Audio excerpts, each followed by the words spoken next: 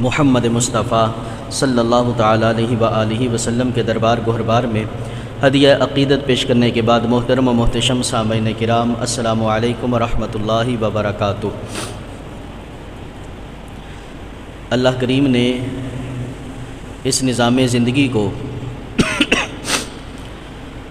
جہاں پہ بہت ساری چیزوں کے ساتھ جوڑ رکھا ہے، انہی چیزوں میں سے مال و دولت، اللہ نے انسانی زندگی کو مال و دولت کے ساتھ جوڑ رکھا ہے، اور مال و دولت جو رزق حلال ہے، اس رزق حلال کو اللہ نے اپنے فضل کے ساتھ جوڑ رکھا ہے۔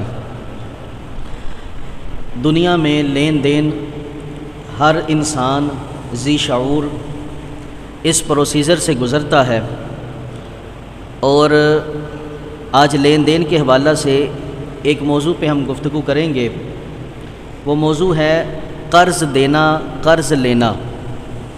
قرض کے بارے میں شریعت کیا حکم دیتی ہے؟ یاد رکھیں کہ قرض مانگنا یہ ہر صورت میں درست نہیں۔ اس کی بعض دفعہ قرض لینا سنت ہوتا ہے۔ مثال کے طور پہ اگر کسی کو ضرورت ہے اور وہ کوئی سنت ادا کرنا چاہتا ہے تو ایسے کام کے لیے قرض لینا یہ سنت ہوتا ہے، جب کہ ادا کرنے کی نیت اور سکت ہو۔ ایک انسان ادا کرنے کی نیت ہی نہیں رکھتا، اس کے لیے قرض مانگنا ہی جائز نہیں ہے۔ جو ادا کرنے کی نیت رکھتا ہو ایسے بندے، مثال کے طور پہ کسی نے عقیقہ کرنا ہے، اب عقیقہ کرنا ہے، یہ ایک سنت عمل ہے۔ اگر اس کے پاس پیسے نہیں تو اس سنت کو ادا کرنے کے لیے اگر وہ قرض اٹھاتا ہے تو اس صورت میں اس کا قرض لینا جائز ہے، لیکن ادا کرنے کی نیت اس میں بھی شرط ہے۔ اسی طرح قرض لینا بعض دفعہ واجب بھی ہو جاتا ہے کہ ضروری ہوتا ہے کہ قرض لیا جائے اور یہ عبادت ادا کی جائے، جیسا کہ عمرہ کرنا۔ عمرہ ویسے تو مستحب ہے، لیکن اگر کسی نے منت مانگی کہ میرا فلاں کام ہو جائے تو میں عمرہ کروں گا، اب جب منت پوری ہو گئی تو اب عمرہ کرنا واجب ہو گیا، لیکن جب واجب ہوا تو اس صورت میں اس کے پاس پیسے نہیں، اب اگر وہ قرض لے کر اپنا واجب عمرہ ادا کرتا ہے تو یہ قرض لینا اس کے لیے جائز ہے۔ اسی طرح بعض دفعہ قرض لینا فرض ہو جاتا ہے۔ مثال کے طور پہ اگر کوئی نوجوان ہو اور نکاح اس پہ فرض ہو چکا ہو اور زنا میں مبتلا ہونے کے لیے اس کے لیے مکمل 100% چانسز ہو، ایسے بندے پر نکاح فرض ہو جاتا ہے اور اس کے پاس اگر سکت نہیں تو وہ قرض لے کر اپنا نکاح کرے، لیکن اس میں بھی ادائیگی کے لیے پیسے واپس کرنے کی شرط ہونا یہ ضروری ہے۔ اسی طرح بعض دفعہ قرض لینا ناجائز ہوتا ہے۔ مثال کے طور پہ نکاح کے لیے اگر کسی نے قرض لیا یہ تو جائز ہے، لیکن اب نکاح کی رسم و رواج جو ہم نے بنا لی ہیں ان کو ادا کرنے کے لیے قرض لینا اسلام اس کی اجازت نہیں دیتا۔ جیسے دودھ پلائی ہے، رستہ روکنا ہے، جوتا چھپانا ہے، اور کئی رسمیں کئی خاندانوں میں آج تک پروان چڑھ رہی ہیں جو کہ ہم نے من گڑت بنا رکھی ہے۔ ان کو ادا کرنے کے لیے اگر کسی نے قرض لیا تو اسلام اس کی اجازت نہیں دیتا۔ اسی طرح بعض قرض حرام ہوتا ہے۔ مثال کے طور پہ اگر کوئی قرض لیتا ہے سود کے نام پر تو یہ قرض حرام ہوتا ہے، کیونکہ سود حرام ہے۔ تو قرض بعض دفعہ سنت ہے، بعض دفعہ مستحب۔ ضرورت نہیں، چھوٹی چھوٹی خواہشوں کے لیے قرض مانگنا یہ ناپسندیدہ کام ہے، اسلام اس کی اجازت نہیں دیتا۔ چھوٹی چھوٹی خواہشوں کو پورا کرنے کے لیے انسان قرضہ مانگتا پھرے، کیونکہ یہ مسلمان کو زیب نہیں دیتا کہ وہ بار بار کسی نہ کسی بندے کو پکڑ کر اسے مانگے، اسلام اس کی اجازت نہیں دیتا۔ کوئی ضرورت ہو، ضرورت کے پیش نظر قرض لینا دینا یہ سنت ہے۔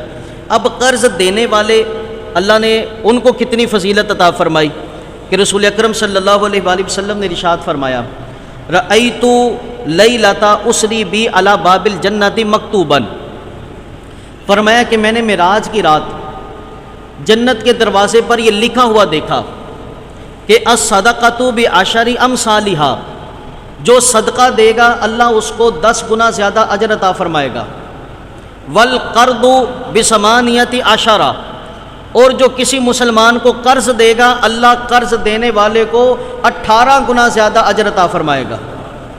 جبریل امین پاس کھڑے تھے، رسول اکرم صلی اللہ علیہ وسلم نے پوچھ لیا، فرمایا جبریل ما بال القرض افضل من الصدقات، اے جبریل قرض دینا کیا یہ صدقہ دینے سے بھی افضل ہو گیا؟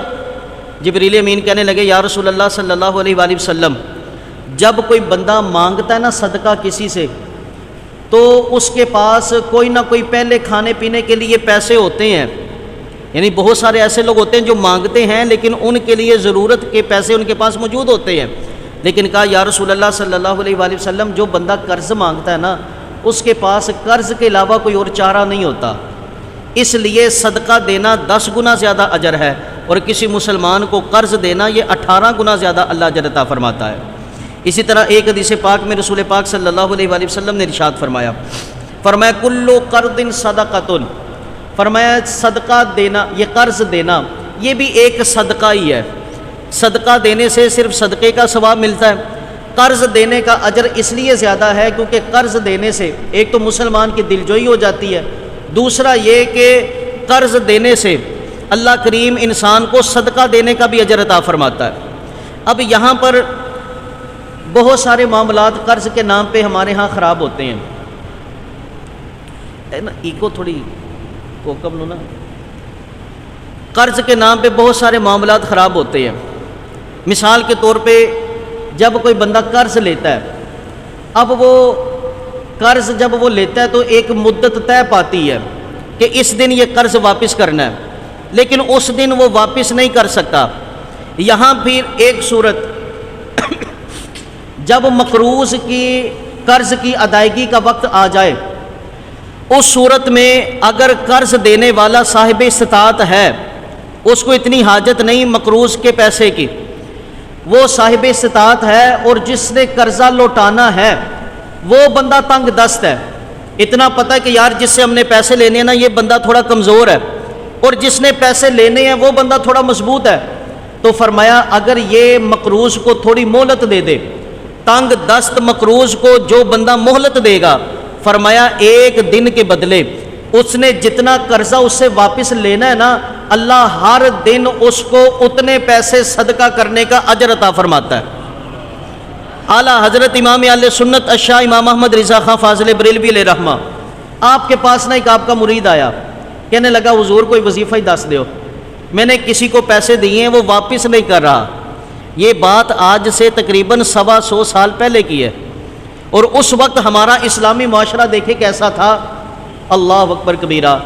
اعلیٰ حضرت امام اہل سنت کہنے لگے یار آج کے دور میں کسی کو قرض بھی دینا اور واپسی کا خیال بھی کرنا یہ تو بہت مشکل کام ہے۔ 125 سال پہلے یہ بات کی جا رہی ہے، آج تو حال ہی کوئی نہیں رہا، لاکھوں کروڑوں روپے لے کر لوگ ڈکار بھی نہیں مارتے آج کے دور میں۔ اب جناب والا اعلیٰ حضرت امام اہل سنت کہنے لگے یہ تو بڑا مشکل کام تو بتا رہا ہے۔ اور اعلیٰ حضرت پھر اپنا واقعہ بتاتے، کہتے ہیں میں نے لوگوں سے نا 1500 روپے لینے ہیں، اور یہ اس دور کی بات ہے جب جوانی اور ٹھیانی کے ساتھ جناب پورا مہینہ گزر جاتا تھا، 125 سال پہلے کی بات۔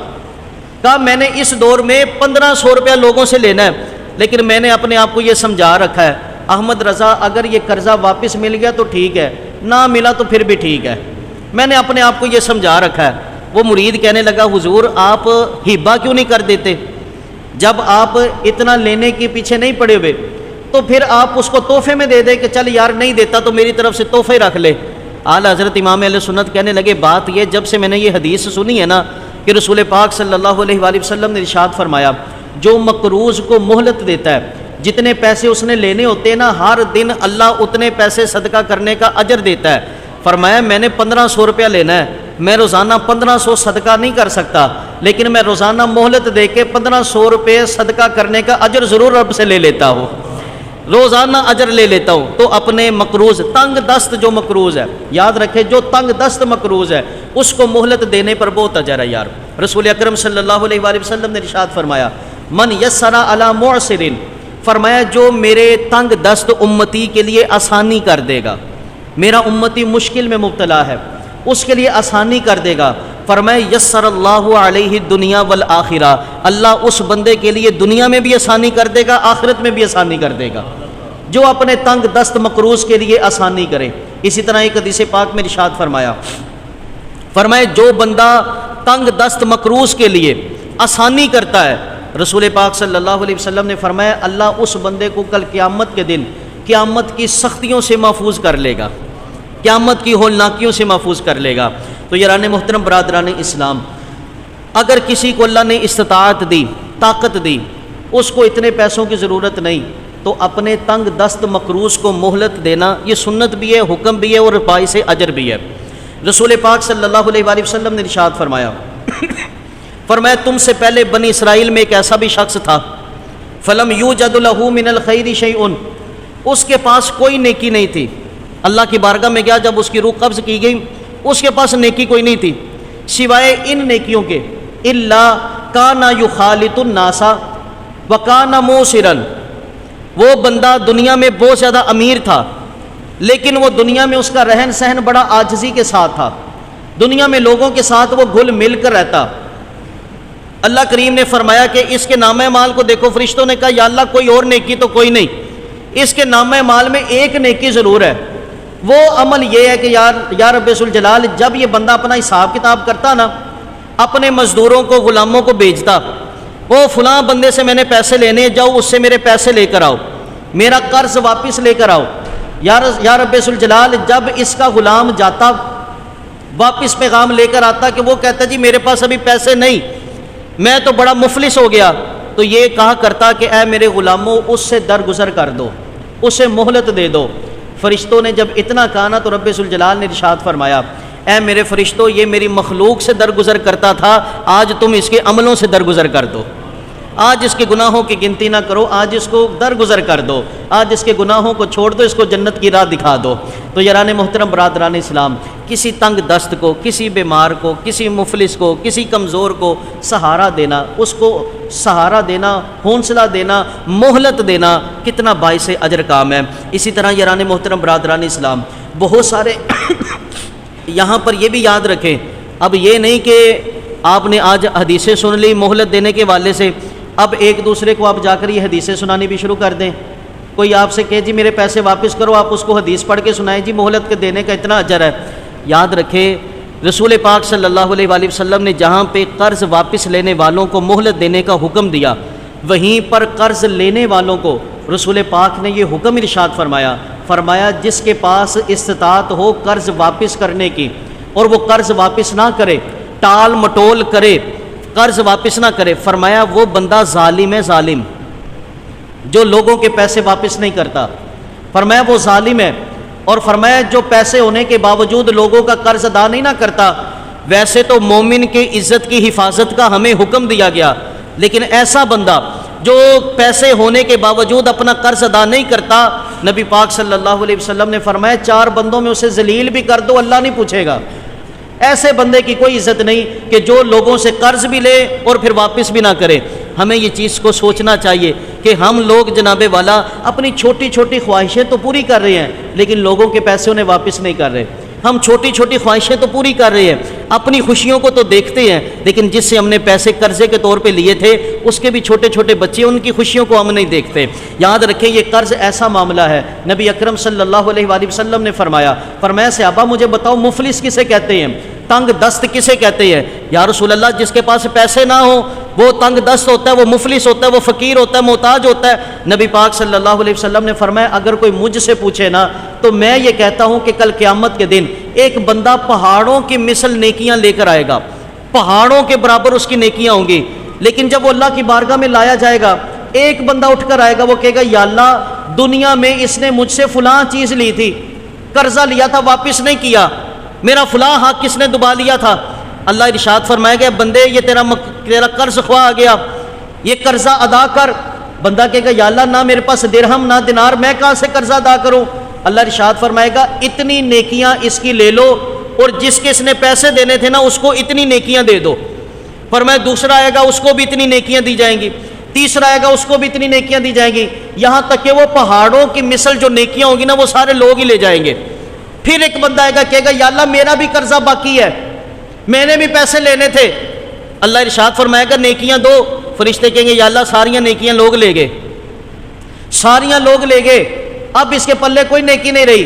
اللہ ارشاد فرمائے گا یہ جس بندے کے اس نے پیسے دینے تھے نا دنیا میں، اس کے گناہ اب اس کے ذمہ ڈال دو، اس کے گناہ اس کے ذمہ ڈال دو، جو پیسے نہیں دیتے جان بوجھ کر لوگوں کے۔ فرمایا اس کے ذمہ یہ گناہ ڈال دو. فرمایا اصل تنگ دست محتاج اور مفلس یہ شخص ہے، پہاڑوں کی مثل نیکیاں لے کر آیا، لیکن جب حساب کتاب ہوا وہ ساری نیکیاں لوگ لے کر اور اس کے پلے لوگوں کے گناہ آ گئے. تو قرض کے بارے میں ہمیں بڑی سنجیدگی کے ساتھ سوچنا چاہیے. چھوٹی چھوٹی خواہشوں کے لیے ہم لوگ قرضے لیتے پھرتے ہیں. بھائی موبائل ہمارا چل رہا ہے، کال ہو رہی ہے، رابطہ ہو رہا ہے، سب کچھ ہو رہا ہے، لیکن بھائی ہم نے تو آئی فون لینا ہے، ماڈل نیا آ گیا، پیسے کوئی نہیں، آمدنی کوئی نہیں. اب چھوٹے چھوٹے بچے نوجوان دوستوں سے قرضہ لیتے ہیں، دوستوں سے قرضہ لے کے بھائی فون ہم نے نیا لینا ہے. چھوٹی چھوٹی خواہشوں کے پیچھے بھائی قرضے نہ لو، بڑا بڑا بڑا مشکل کام ہے. چھوٹی چھوٹی خواہشوں کے پیچھے بھائی بائک چل رہی ہے، کار چل رہی ہے، پیسے کوئی نہیں، لیکن خواہش ہوتی ہے یار اودے کول وڈی کار ہے، میرے کو بھی ہونی چاہیے. اب ہم کیا کرتے ہیں؟ لوگوں سے قرض لیتے ہیں، اپنی خواہشوں کو پورا کرتے ہیں، لیکن یہ نہیں سوچتے ادا کہاں سے کرنا ہے. ایسے لوگوں کے قرض لینے کے حوالہ سے رسول اکرم صلی اللہ علیہ وسلم اس قرض سے رب کی پناہ مانگا کرتے تھے. اللہ کی بارگاہ میں دعا کرتے، اے اللہ میں تجھ سے قرض اور گناہ سے پناہ مانگتا ہوں. صحابہ نے کہا یا رسول اللہ صلی اللہ علیہ وآلہ وسلم آپ قرض سے پناہ کیوں مانگتے ہیں؟ رسول پاک صلی اللہ علیہ وآلہ وسلم نے ارشاد فرمایا جب بندہ چھوٹی چھوٹی خواہشوں کے لیے ایسے ہی ناجائز اور ناپسندیدہ قرض اٹھاتا ہے، ضرورت کے طور پہ اٹھانا سنت بھی ہے، لیکن ایویں بس قرض اٹھا لینا شوق پڑا، خواہش ہو گئی. فرمایا جو ایسے لوگ ہوتے ہیں نا، یہ جب قرض لے لیتے ہیں، یہ بات کرتے ہیں نا تو بات بات پہ جھوٹ بولتے ہیں. ہم اپنے معاشرے میں کیا نہیں دیکھتے؟ قرض لینے والا دروازے پہ آتا ہے، چھوٹے سے بچے کو بھیجا جاتا ہے جاؤ اسے جا کر کہہ دو ابا جی گھر نہیں ہے. بات کرے گا تو جھوٹ بولے گا، وعدہ کرے گا تو وعدہ خلافی کرے گا. ہم نہیں دیکھتے کہ بھائی ایک بندے کو پتہ پرسوں میرے پاس پیسے کوئی نہیں آنے، قرض لینے والا دروازے پہ آ گیا، ہم اسے کہتے ہیں یارو پرسوں میرے کو پیسے آنے، پرسوں میں تیرے پیسے پہنچا دوں گا. یہ وعدہ خلافی نہیں ہو رہی؟ نبی پاک صلی اللہ علیہ وسلم نے اس لیے یہ چھوٹی چھوٹی خواہشوں کے پیچھے، یہ من گھڑت خواہشوں کے پیچھے، یہ دنیا کی رنگینیوں کے پیچھے قرض مانگنے سے منع فرمایا ہے. حضور اس کو پسند نہیں فرماتے. ایک حدیث پاک میں تو حضور علیہ السلام نے اللہ کی بارگاہ میں دعا کی اعوذ باللہ من الکفر والدین، یا اللہ میں کفر سے اور قرض سے تیری پناہ مانگتا ہوں. صحابہ نے کہا یا رسول اللہ صلی اللہ علیہ وسلم کفر اور قرض برابر ہو گیا؟ آپ نے کفر اور قرض کو ایک پیمانے میں رکھ دیا؟ میرے محبوب نے فرمایا نعم، ہاں میں نے کفر اور قرض کو ایک پیمانے میں رکھا، کیونکہ جو اپنی چھوٹی چھوٹی خواہشوں کے لیے حرام قرض اٹھا لیتے ہیں وہ کیا کرتے ہیں؟ ناجائز قرض اٹھاتے ہیں، ناپسندیدہ قرض اٹھاتے ہیں، ضرورت نہیں ہوتی قرض اٹھا لیتے ہیں، واپس کرنے کی نیت نہیں ہوتی قرض اٹھا لیتے ہیں. فرمایا ایسے لوگوں کو یہ عمل کفر تک لے جاتا ہے. اللہ نے دولت دی، اللہ نے مال دیا، لیکن واپس لوٹانے کا نیت نہیں ہے، ذہن نہیں ہے. جب قرض مانگنے والا آ جاتا ہے تو ہم کیا کہتے ہیں؟ یار کاروبار ہی ٹھپ ہو گیا، نہ شکری نہیں تو اور کیا ہے یار. قرض لینے والا دروازے پہ آ گیا، ہم اس کو سناتے ہیں یار میرے تے حالات ہی بڑے ماڑے ہو گئے، اللہ تے میرے تو ناراض ہی ہو گیا ہے، میری سندا ہی نہیں. یہ انسان کو حد کفر کی باتیں نہیں کر رہا تو اور کیا کر رہا ہے؟ تو نبی پاک صلی اللہ علیہ وسلم نے یارو یہ چھوٹی چھوٹی خواہشوں کے لیے قرض مانگنے سے منع فرمایا. اسی طرح نبی پاک صلی اللہ علیہ وسلم قرض دینا سنت ہے، لیکن یاد رکھے قرض دینے کے والے سے بھی سب سے پہلا حق ہمارے بچوں کا ہے، ہمارے گھر والوں کا، کہ ہم ان کی کفالت اچھی کریں. قرض دینا باعث اجر ہے. کچھ لوگ ہوتے ہیں استطاعت ہونے کے باوجود قرض نہیں دیتے، یہ بات بھی بری ہے. اور کچھ لوگ ایسے ہوتے ہیں کوئی مانگنے والا آ جائے تو اپنے بچوں کا کھانا بھی اٹھا کے دے دیتے ہیں. اسلام اس کی بھی اجازت نہیں دیتا. حضرت عبد الرحمن بن عوف رضی اللہ تعالیٰ عنہ حضور کی بارگاہ میں بیٹھے ہوئے نبی پاک صلی اللہ علیہ وآلہ وسلم نے ارشاد فرمایا اے ابن عوف انک من الاغنیاء. اے ابن عوف، یہ عشرہ مبشرہ میں صحابی آتے ہیں. حضرت عبد الرحمن بن عوف رضی اللہ تعالیٰ عنہ فرمایا اے ابن عوف تو امیر صحابہ میں سے ہو، انک من الاغنیاء، امیر صحابیوں میں سے ہو ابن عوف.